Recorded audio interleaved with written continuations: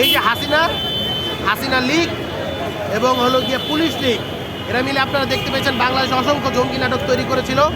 অসংখ্য এই মানুষকে রাজনৈতিক কারণে ক্রস ফায়ারের মুখোমুখি করেছে। তো একই ধরনের ঘটনাতে এই হাসিনার পুলিশ লীগ, তাদের কিন্তু পরিবর্তন হয়নি, তারা এখনো শপথে বহাল রয়েছে। তাদেরকে জাস্ট এক জায়গা থেকে অন্য জায়গার ভিতরে হলো গিয়া আসার দানের মতো এক জায়গা থেকে অন্য জায়গার ভিতরে তাদেরকে উল্টে পাল্টে দিয়ে দেওয়া হয়েছে। তো সুতরাং আমরা ভয় পাচ্ছি এবং আমরা শঙ্কিত যে হাসিনার আমলে যেভাবে বিপ্লবী ছাত্র জনতাকে যেভাবে হয়রানিমূলক আচরণ করা হয়েছে, যেভাবে ভুয়া মামলা দিয়ে তাদেরকে হেনস্থা করা হয়েছে, যেভাবে রাজনৈতিক কারণে তাদেরকে হলো গিয়ে হেনস্থা করা হয়েছে, আদালতের দরজায় আপনারা দেখতে পেয়েছেন এখনও অনেকেই আসলে দৌড়ে বেড়াচ্ছেন। তো একই ধরনের সম্ভাবনা আমাদের মনে হয় উঠে দিচ্ছে এবং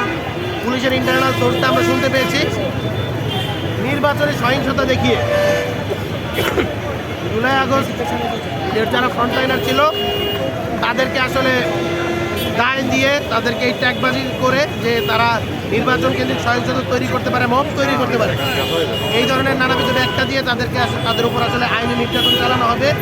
এবং তারই আসলে শুরুটা আমরা মাহাদির উপর দেখতে পেয়েছি। আজকে এসপিকে যখন আমরা কথা বলতে গিয়েছি তখন এসপি বলেছে যে